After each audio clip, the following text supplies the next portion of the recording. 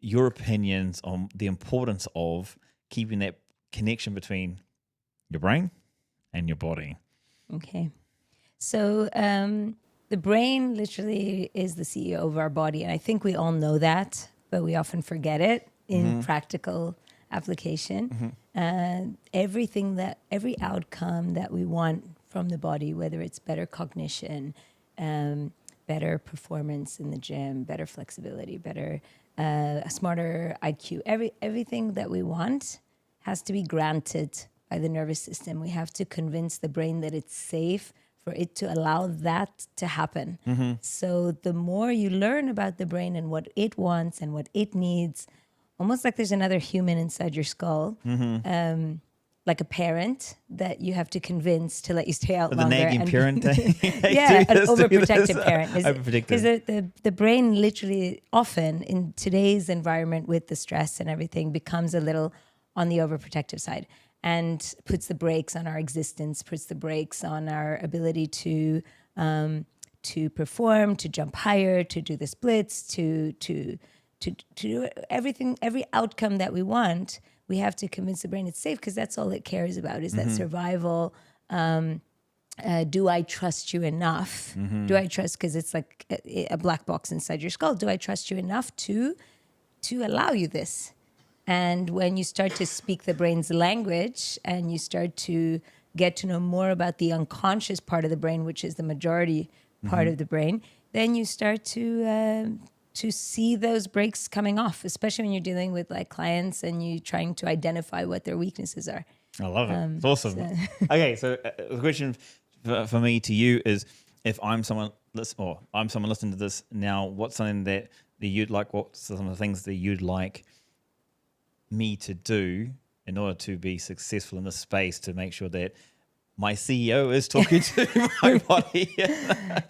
In the survival space, you mean of just like living better, or do you mean in terms of cognition and staying sharp as you are now? Oh, so super sharp. No, I mean like, just what's kind of, let's say in the next 30 minutes, Yeah. what's a few things that you think you'd like to get across that you're like, okay, Grant, you need to be able to do this. I want to give a quick kind of overview of what you think we should go through in the next 30 minutes. We'll probably go back and forth and different stuff, but I think in general, the main thing I want to bring across in this 30-minute talk is that we have a lot more control than we think, especially once you start to really age. You know, everybody just says, "Oh, it's just my age. It's just my age," and then the more you get to know, oh my gosh, the more you get to know the brain and the nervous system, you realize there is so much in not just brain and nervous system. Even a health and fitness professional knows this, right? Like who hasn't studied the brain in detail knows how much we have control over the body, and we have a lot more, not full control, but we have a lot more control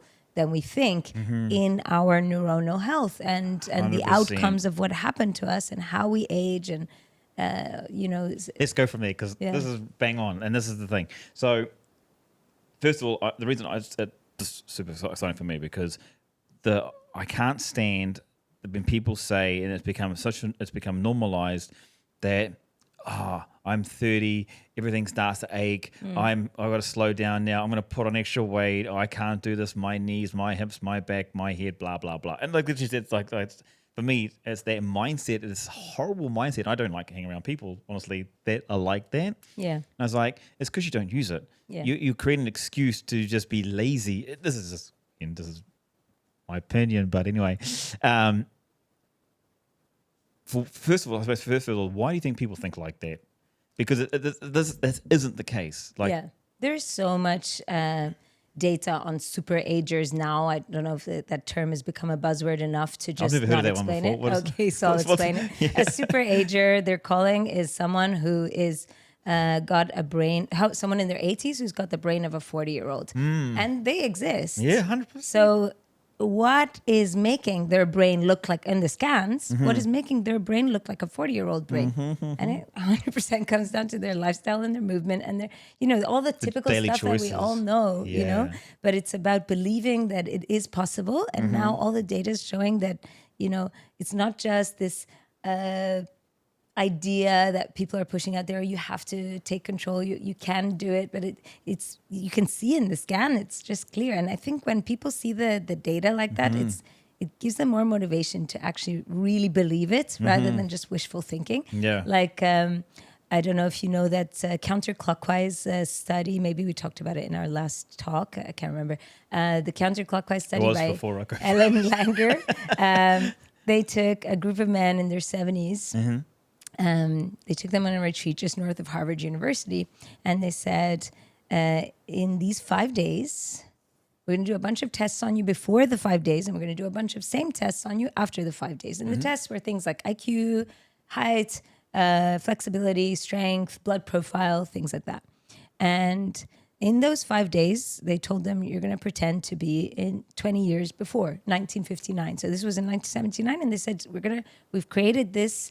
The study was done in 1979, but they said you're going to pretend it's back 1959 again. 20 years earlier. 20 years earlier. So they created this whole environment for them. Oh, wow. Where they had sort of Marilyn Monroe posters and the music from the great bands of the time. And all the newspapers with the stories of the time. And they told them, you have to talk about this news as if it's happening now. And you have to talk about your life as if it was happening now. And they got so into it. And the results were incredible. You can check this on Google Scholar. Like their IQ scores, some of them improved by 60%. Some of 60%? Yeah, just from 5 days of pretending to be back 20 years before. I got to show you a way to change my life now.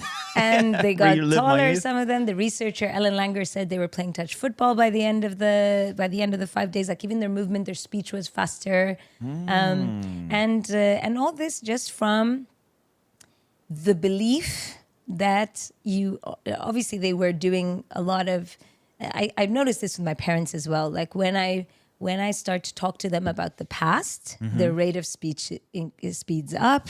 They start to, their eyes lighten up, they come alive, and I'm asking them questions. I've heard them answer a million times, but I'm asking it just for the sake of activation of these neurons, because that's what we're fighting against, degeneration and death of the neurons of our CEO. And like you said, it's use it or lose it, right? You have to use it. And the more you find excuses for it's just my age, it's just going to degenerate faster. And I mean, no one's immortal, right? But at least we can slow down that degeneration. And when you realize it all comes down to the health of this one neuron and you're picturing it and you want to keep it alive, then okay, I need to feed it through breathing, good nutrition, simulation, etc. And then I need to also do cardio to make sure those nutrients are actually getting there, because a lot of people, for example, who have cold hands and cold feet, chronic cold hands and cold feet, they don't realize they've also got a cold brain, but they do. And that might not mean much to them, but it certainly from a neuronal health is a big deal. And same with people with low blood pressure. They think it's just fine, and I only need to worry if it's high blood pressure. But again, the neurons are not receiving this flow of oxygen and glucose, and it's definitely something you need to take action on. So having low blood pressure, work on your autonomics, see if you can get that higher. And the same with and then that's from the fuel side of things, right? But then also movement, as we were talking before we started this talk, and movement is everything for the brain. Movement is exponentially more important for brain health than it is for heart health. And people always think I need to do cardio for my heart, but actually, no, you need to really do it for your brain, who controls your heart. Right. And all the oxygen that goes through there, how are you going to get... So what you've just... I kind of want to jump back to where you were before, because the environment, to go through the study, then to have the kind of effects, and someone get taller. I mean, I'm going to try the study just to get taller. Let's go back in teenage time. But that's true. I do listen to music of the 90s just to keep my emotional part of the brain. Because, I love to get with the 80s sound of music. It just reminds me on the porch, out on the beach, or on the Because the your lake. memory lives in the same place as your emotions. Totally. So if you can get those emotions up again by listening to music when music really mattered to you, that's also cortical activation. It doesn't need to be just movement and exercise, and I mean that's the big ones, right? But the other kind of maybe more ignored brain activations that we should be doing is listening to music from when music mattered to us, improving our sense of smell, for example, which is declining with age. Also, it doesn't have to decline with age; it comes back to use it or lose it. Our eyes don't have to. Like people train their body, right? But what about training your sense of smell? What about training your vision? And your inner ears and all the other senses that also need to be trained. Why are we discriminating and just thinking of the neck down? Sorry, I'm rambling. No, but going in different directions, going back. It's like it was a tennis ball machine that's pumping out tennis balls everywhere. Sorry, it's like sorry. no, it's great. It's fantastic because the environment. So obviously, the environment plays a massive part when people have this stigma, this mentality of I'm too old, because that's where you're letting, and give us your thoughts on this, because people get to 25, 30, 35, 40, it's every, the kind of 5 years, and they're like, oh, I know, I'm starting to feel my hips, starting to feel my knees. But for me, it literally just comes back down to, because you're not using it. Yeah. You're not using your sense, your smell. You're not listening to people. You're isolating yourself. Whatever something's going on, and it just comes back to environmental situations. It's like, I think again, people think so your social groups, and this is where I think people don't understand. We're going to get into a whole practical things you can do, but I think there's just a massive thing we need to touch on first about the importance of who you hang around with or who you talk with. The stimulation between the conversations that you have. Like, I hate boring shit talk about, oh, how are you? Good. Yeah. It just most that's people, why you like podcasts. That's why I podcast, because I want to go deeper and I want to understand deeper, and it's just intriguing about something. So that environment. So I get massive stimulation from podcasts from a point of view that it's learning, it's interest, it's diving into the questions that people don't want to ask or they don't want to hear, type of thing, right? So for you, environment, like what is the environment, or what are signs that people need to change their environment for you in order to keep the brain, the CEO on top? Well, something that you said, the social side of things is massive for the brain, right? And purpose and feeling like we got my father-in-law over.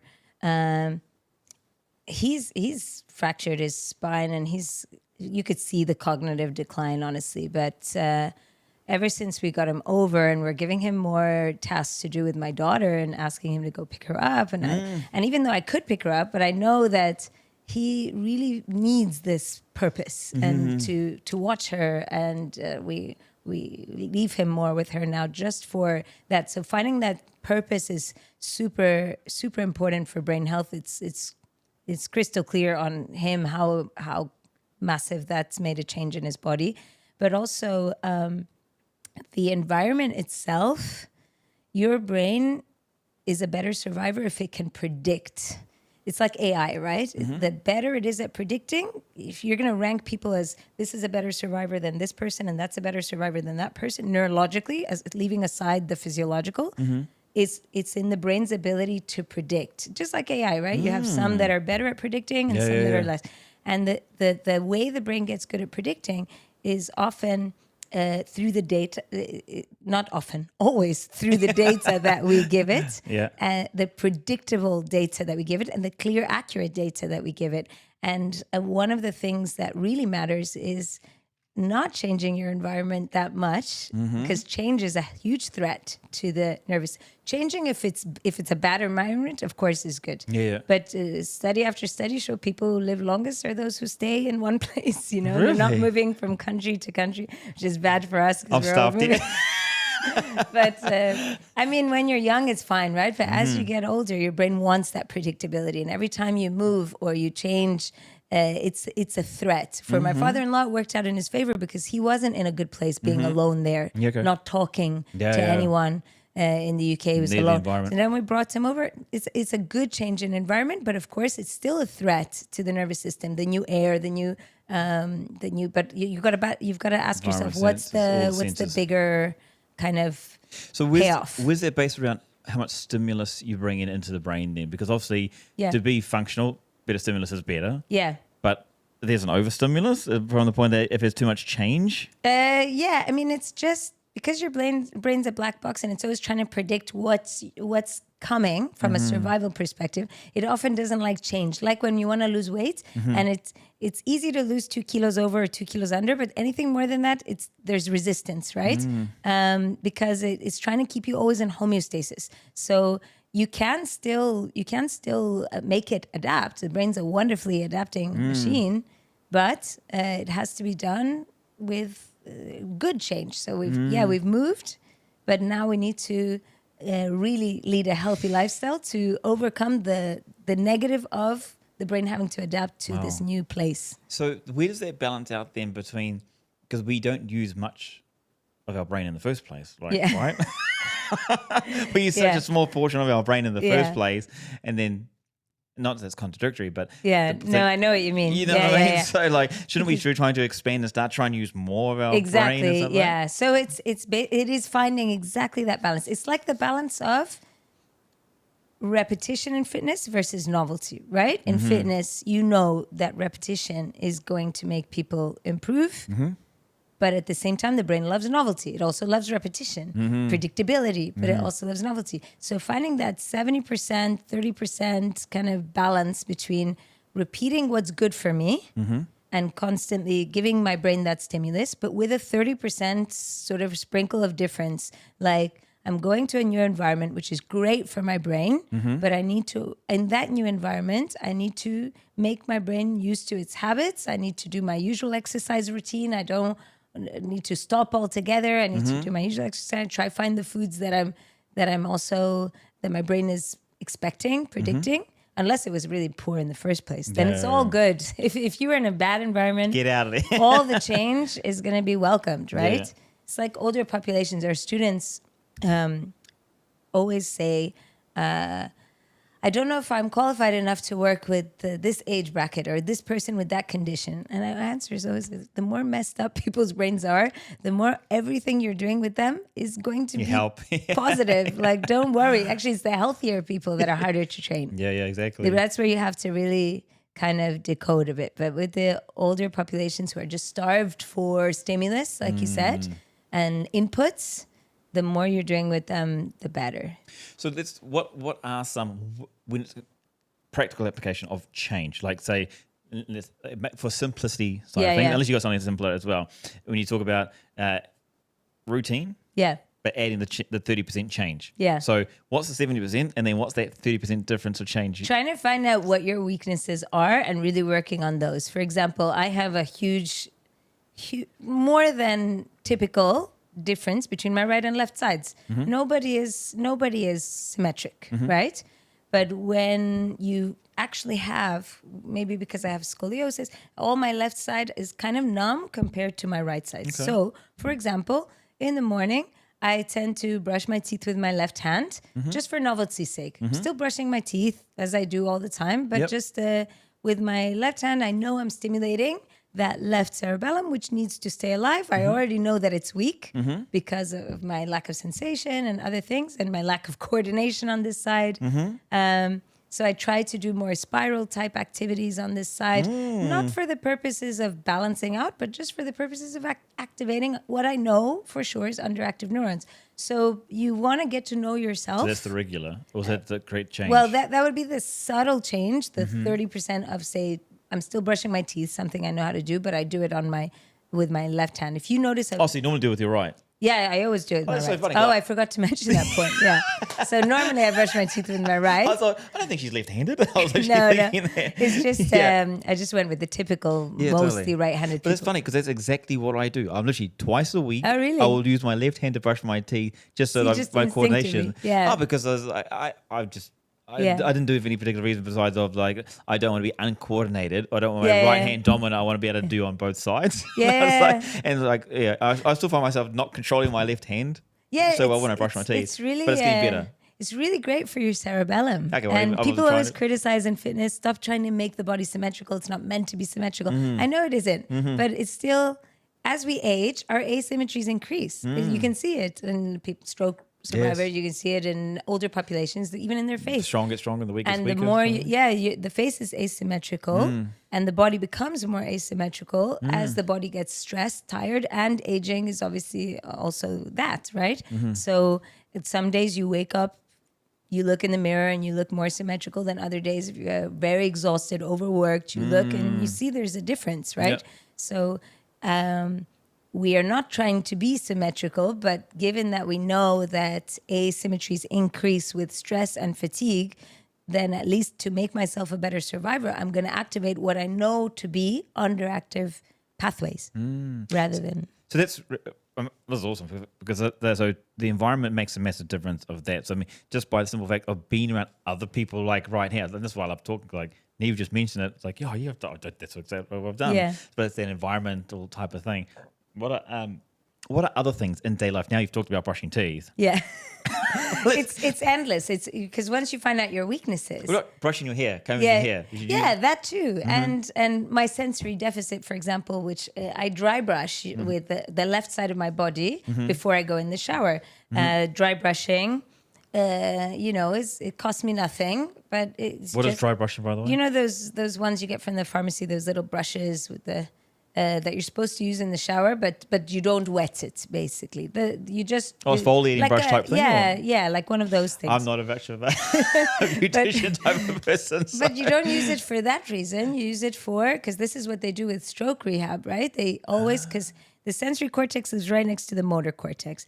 And if you when someone goes through a stroke, if they cannot feel that side that's paralyzed, it's very unlikely that they're going to be able to move. Okay. Sensory before motor, they always say in neurology. You have to activate the sensory before the motor. Yes, they can't. If the stroke happens, they test the sensory and it's still there. There's way more hope of that person recovering faster from that stroke than not. So if we know the importance of, because everything in the brain's like dominoes. If I activate my sensory cortex, my motor cortex is already active. It's like those martial artists that warm up.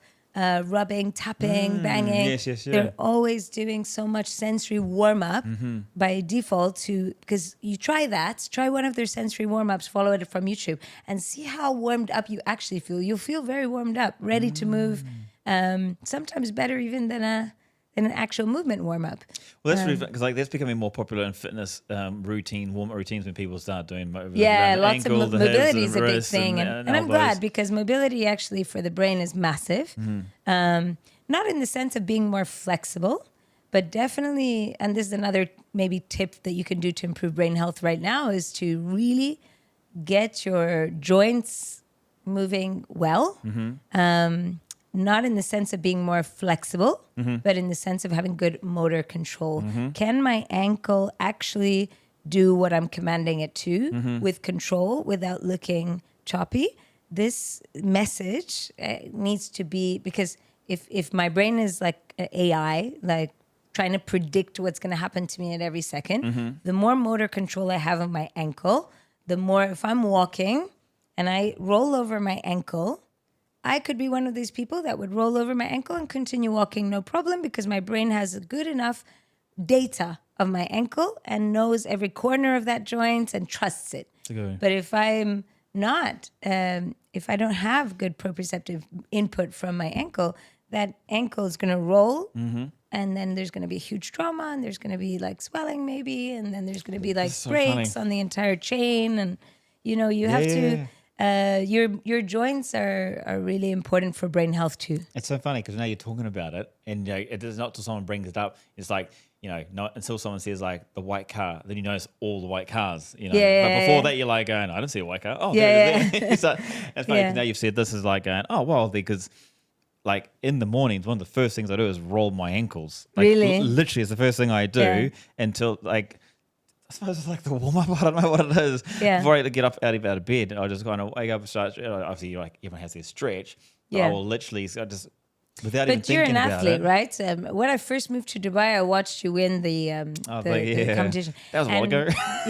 That was my first move. So I have a real memory of that, right? And athletes, especially to that very high level, like people might not get when you tell them that you won that, how big a deal it was until you watch it and see. You're like, what the heck were you just doing? the torture that you guys had to go through. Yeah. But I would put it up as like really high level athletes, you know, and that kind of athleticism means you're very instinctive with your body. You have a lot of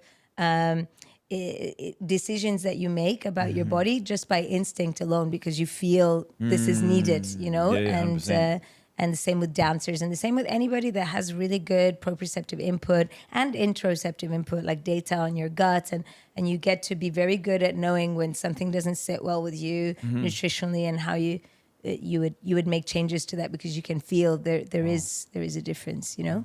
So definitely the more you move and exercise and live that healthy lifestyle, the more you know what your weaknesses are without having to have someone else test you. I mean, we test people, but that's because they don't have that, right? But most trainers, if they're good at their, you know, they have enough data, they kind of know what their weaknesses are. Yeah.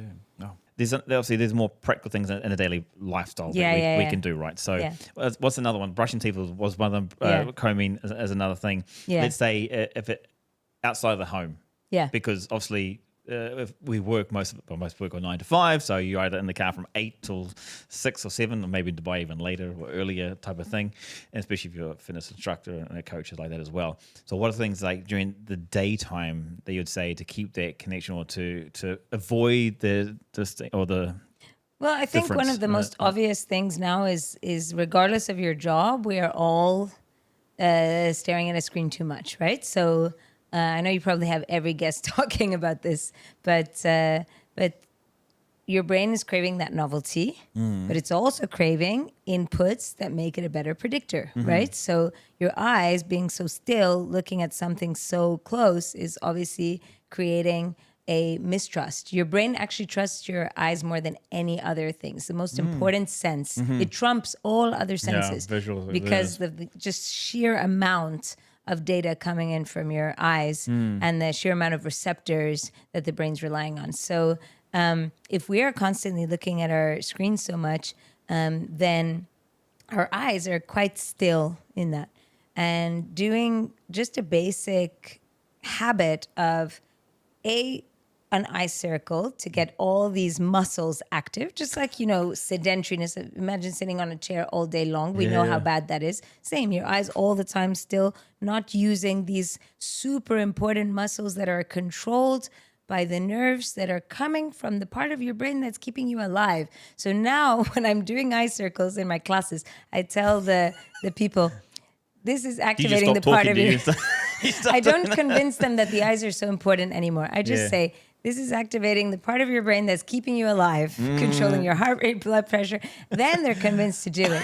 Because people don't care about their eyes, but they care about the other stuff, right? And really, eye training is massively important for your autonomic function, your so many other things. And then looking at far away stuff, like, because we're looking so close and we know that myopia has increased globally, you need to be... When you're outside, any opportunity you're walking outside, and I know that's becoming more of a rare thing now, but if you are walking outside, look at the furthest thing that you can see and try broaden your peripheral vision also. So as you're staring at that faraway building, are you noticing this red car passing by? Are you noticing whatever's going on here? Because we're also getting quite tunnel vision with the I don't want to call it higher stress, because, you know, it's like low grade stress, but cumulative. So we are getting more in that tunnel vision from using always. It's so funny you're talking about this. Periphery. Because like right now, the people are watching on the screen, if it's a single shot, we change the shot every 5 seconds, 6 seconds to stimulate the brain. Oh, wonderful. So to keep the interest there. Yeah. If it doesn't change. Was that on purpose for this reason, or just to keep them engaged? To keep them engaged, because people start to switch off, or they start to just, like you said, they're narrow tunnel vision type of thing. You're just kind of just used to it. It's monogamous. It just happens over and over again. So literally by changing the angles. Oh, that's a great tip for our online videos on our courses. Literally, totally. It's always the same. So you want to change it so the brain now. Great idea. The brain now have to go like, something's different in this shot, even if it's going from slightly wider to slightly closer. It's changed. There's a new image in front of me. My brain's now got to see what's happening and then what's different. So that starts to search around again. What's changed? And that's the same thing as that does. Well, that's a great example because now we're stuck using the screens, right? We didn't script this, by the way. Really unscripted. But this is where life happens, right? So it's important that we try find ways of stimulation through it rather than just, everybody saying less screen time. But what I might start doing with guests too is get the old thumb circles coming out as well and get the eyes going. Actually, on the phone itself, you have. If you Google Troxler effect, Troxler, if you Google Troxler effect, you're going to see a pink dots going around like this. Stare at the green dot for a good while, and you'll notice that pink dot becomes green. And then you've got to move your phone around like this and try keep the green. I know this doesn't make any sense. This is an application, is it? No, it's I'm trying to work it out. It's literally just on Google. If you Google Troxler effect, you're going to see this pink dot going around with a plus in the middle. Sorry, I forgot to mention that part. Stare at the plus in the middle, the plus sign in the middle, and then that pink sign becomes a green sign. I'm looking at the wrong camera. I was looking at that pink one. So stare at the pink sign. Stare at the plus sign, and that pink dot going around is going to become a green dot. And then that means your eyes are locked in on that target. Now, while your eyes are locked in, without these micro movements, you've got to move your phone around in a circle slowly and try not to get the pink coming back. If the pink is coming back, it means your eyes are doing these micro movements. It means your muscles are not strong enough to hold that in the locked gaze while it's a moving target. You'll know what I mean when you open the picture. But that's if we're gonna use the phone anyway, we might as well do stuff with it that's gonna help. Yeah. So how often? Because obviously you can do things throughout the day. To keep the connection between the brain and the body, right? So how many times should people be doing? It depends. Often as you can, obviously, is the easy way to say it. But is there a minimum? But that's a great question because when people are recovering from a stroke, the neurophysios say they need to do these novel drills to wake up that brain pathway 8 to 10 times a day minimum to see results. That's in the severe case of these neurons are at the point of death, right? For how long? All day. No, 3-4 reps is enough. Okay. So 3-4 reps of. For example, this sensory exercise or this eye exercise is going to wake up that cortex. 3-4 reps, but 8 to 10 times a day because they say it's better to do more frequent for brain activation than a huge chunk in one go. Yeah. But now, when you're younger and you're not in that kind of stroke, I'm talking about the extreme case, right? If you're not recovering from a stroke and you're younger, basically just. The more the better, but with mindfulness. It can be 3-4 reps of something that you're really thinking about, like brushing your teeth and noticing that you're trying to get every corner, or just like aimless, and then it's not going to be as it's like doing exercise. Totally. If you're more mindful of the all about technique. Exercise, if you're more mindful about what you're doing. When clients tell me how often is it going to take for me to see results from Pilates, it depends on your brain. Some brains once a week is enough, and other brains they need every day. And how well you're doing it too. Exactly, how well you're doing it, how bad you were in the first place, how starved those neurons were in the first place. Because if they were really starved, sometimes the effect is very obvious just from a little stimulus. But if they're it's like a heavy person losing weight. Most weight is lost at the start, and then afterwards it gets harder and harder to lose weight. Exactly. And a dancer, for example, that's hard. You need a lot of load to get a change because they're already so proprioceptive and already so their inputs are really good. So you need to add this on top of this, on top of this, and a lot more load to see results. So then what's the connection then when you talk about brain stimulation or keeping that connection going on between the brain and the body with coordination? How much should involve coordination compared to just, walking can be coordination too, but complexities of juggling, for example. What is the task that I should for example, brushing your teeth? Is coordination. It's coordination. It's not exactly the easiest thing to do by any means. But it's like you said, everything's coordination. And what is a coordination exercise for one person is very different from another person. For you, because you have good coordination, it would be something like juggling. But for an older person that's not at all coordinated, really walking. Yeah, literally. Like you said. Foot placement, the sensories under the feet, I'm thinking balance, standing on one foot, like a little balance, one toe, whatever. And standing on one leg, all that. The main part of the brain that controls coordination is your cerebellum. It lives literally right here. And you've got a right half and a left half. And this cerebellum translates in Latin to mini brain and is literally the PA, if you like, of the big boss, which is your frontal cortex, right? Your prefrontal cortex. So there is nothing that happens, nothing that we do without, if I want to pick up a pen, for example, my frontal cortex comes up with the plan of how I'm going to pick it up, but then it has to send that plan to the cerebellum, like an editor, and say, hey, cerebellum, do you approve of the way that we're planning on picking up this pen, or do you want to make some edits to it? And then the cerebellum will make some edits to it to make the movement clean and effective. If we didn't have a cerebellum, we'd be super clumsy and extra. You know those people in the gym that are just... no breaks. They're just extra. Everything looks like there's no control. And these people really need to work on their cerebellum. The best way to improve your coordination, slowing the thing down, breaking it down. I know we all know this instinctively, but slow it down, break it down, and repetition.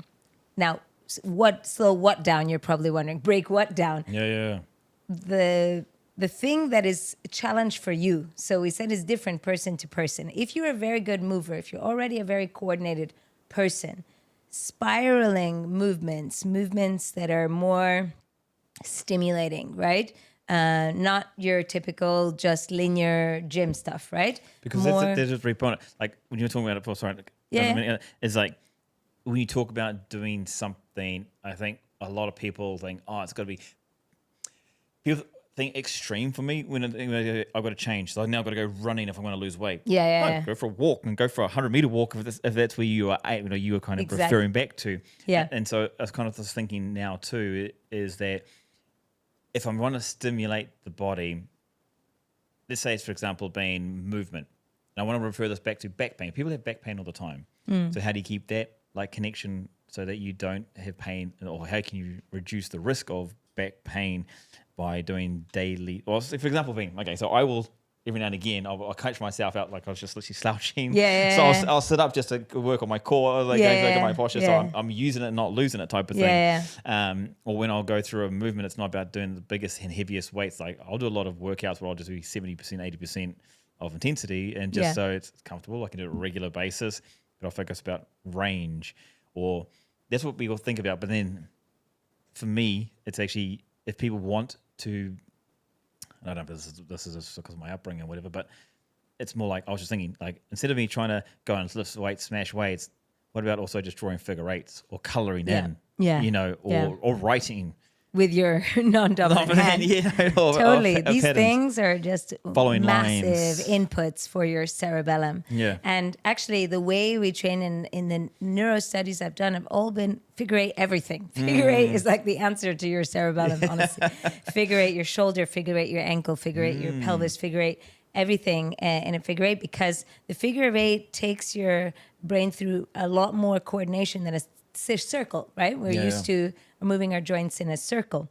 But like you said, when it comes to pain, this stuff's really important for reducing pain, because we forget that pain is an output from the brain. It's not, when you feel pain, it's not necessarily that you have this tissue damage. You could have some form of, tissues grinding on each other or whatever.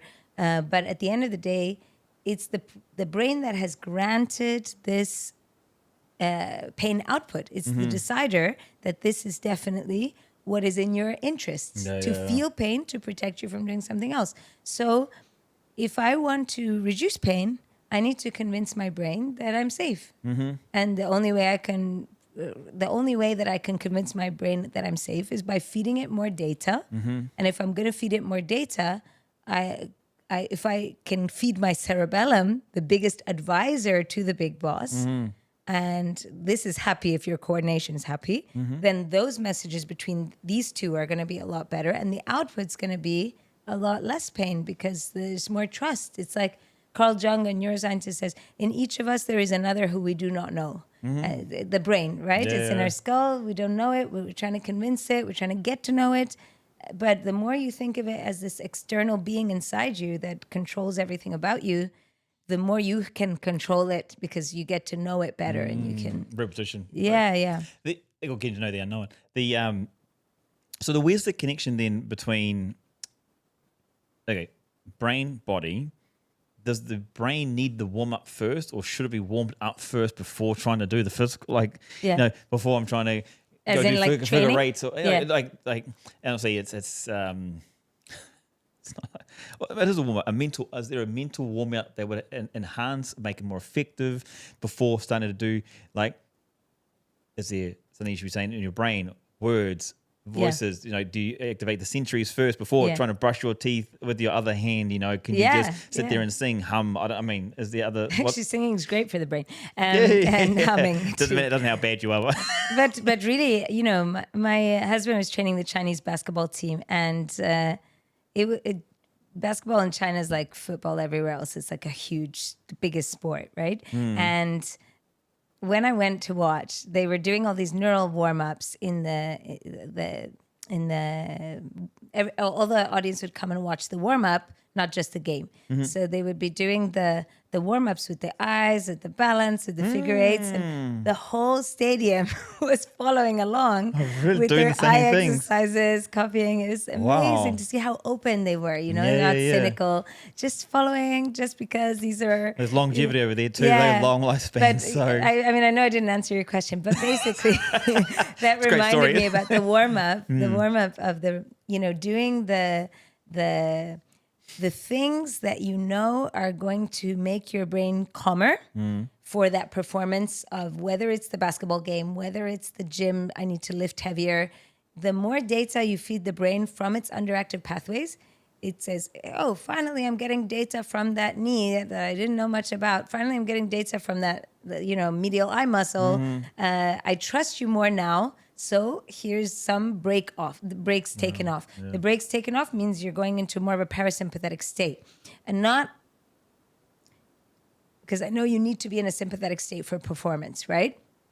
But just quick on that, can you explain the difference between sympathetic and parasympathetic? So our autonomic nervous system is always in this tug of war between the sympathetic, which is your fight or flight state, and your parasympathetic, which is your rest and digest state.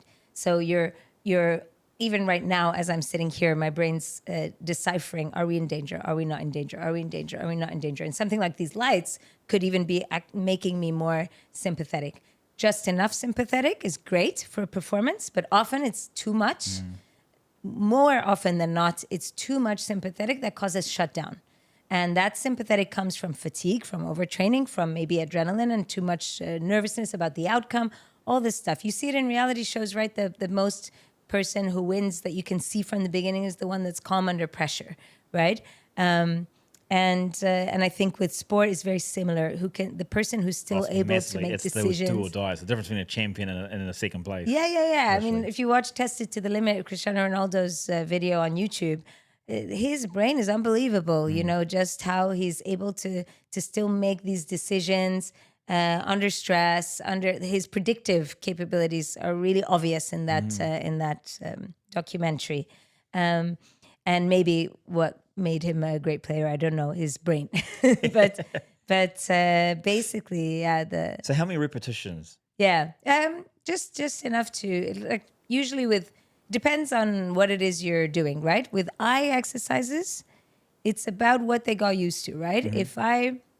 If I go overboard, that might shut down because then they're going into fatigue.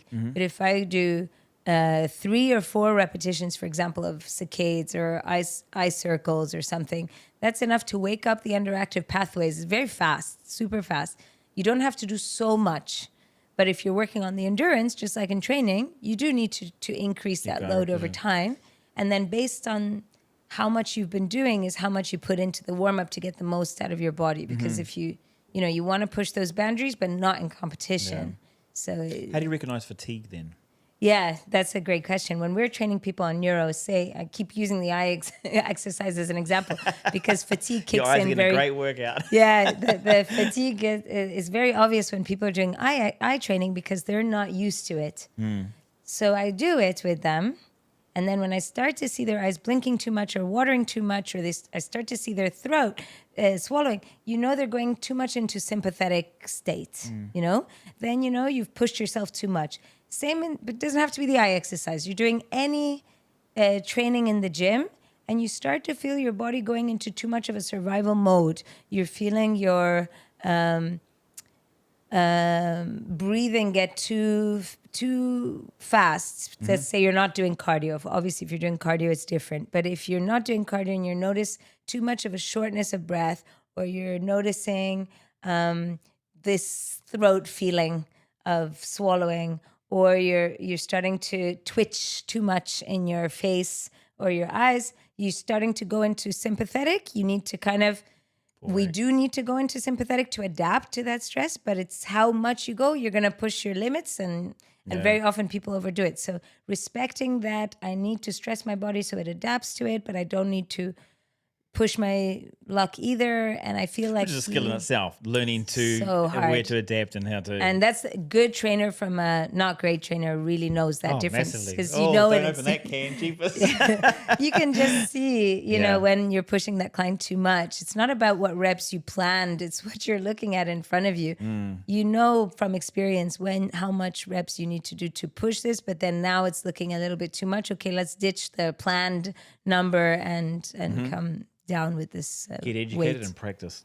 And read your autonomics and get to know your autonomics, all that stuff. We're going to bring this one to close in a second, because there's a lot of awesome information, and I hope everyone's taken a lot of tips. I've got their pen and paper out. Because I want to leave this one on three practical takeaways that, okay, or even if it's one or two, to be honest, you know, the whole thing of, if you don't take anything else, what's that one thing or two, whatever, two things it needs to be that, you know, if you don't remember anything else, please remember this. If you don't remember anything else, breathe better, eat better, move better. And I know easier said than done, but breathe better, eat better, move better. If you do these three things, you are really sorting your brain out, your neuronal health. Breathe better in terms of just slowing down the breath. Most of us just need to slow down our breathing rate. And honestly, research shows as little as 3 minutes a day makes a massive difference. I know I'm opening a whole can of worms now, but this is just to summarize. Tune into the next episode. But 3 minutes in bed, trying to challenge yourself in these next 2 minutes, which will help you fall asleep. In the next 2 minutes, how many breaths can I take? And tomorrow, can I take less breaths than that? So you're just trying to aim for 2 breaths per minute only. See if you can do that as a challenge. 2 slow, super slow breaths per minute. And if you can't, work towards that. And then eat better. I'm no expert in nutrition whatsoever, but I know that nutrition has a massive effect on brain health. And I think the more you can start to become your own nutritionist and learn about what works, the more intuitive you become. And most people do know what works well for the bodies and what doesn't. But just noticing more. I think it's really simple. If you feel highly energetic throughout the day, highly energetic. If you're energetic throughout the day, not like overbuzzed, but you're focused or you're switched on. When it comes to eating, then you're doing no good. Like as a general rule, like you should be focused and on point. If you're the type that like a salad causes you to crash, look into it. If you don't know. Ask an expert, right? That's going to help you, someone you trust. Not Hebrew myself. No, definitely not me. I stay away from nutrition as much as possible. But then after that, move better, move in more coordinated ways, more novel ways. Like we talked about, brush your teeth tonight with your non-dominant hand. Do more spiral type activities. Balance more on your less balanced leg. We all know what that is. And to make things really happen, you've got to lump it in with a habit that you're already doing. if you are Muslim and you pray 5 times a day, at the end of your prayer, that because I love training people who are practicing, because then you know that 5 times a day, that's a good opportunity for anything. And they usually after prayer, they know what to do, right? So I say, okay, after you finish your prayer, you're going to do this just really short vacuum with your stomach just to get some signaling from your gut, right? Or then we do the teeth brush routine. So if you are brushing your teeth twice a day, turn away from the mirror and do your eye circles with your toothbrush, you know? Or while you're brushing your teeth, you make a promise to stand on your left leg because that's your weaker balanced side, or while you're waiting for the kettle to boil. So whatever a novel weakness you want to work on, stack it with an existing habit that you're already doing, and the chances of you actually doing it with enough repetition to make it worth doing is going to stick, rather than just the few weeks of trying something out and then parking it. Work it. Hiba has own business. It's called Body Hack. You can check it out online. Where can they check this out? So we have bodyhack.co is our website. Bodyhack Official is our Instagram, and Neuro Pilates is my personal Instagram. Oh, so. It's all over the show. We're going to bring Hiba back on multiple times, talk about multiple things like this.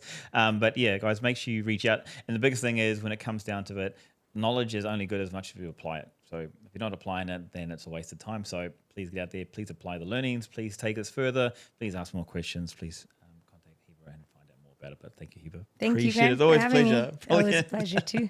Take it easy, guys.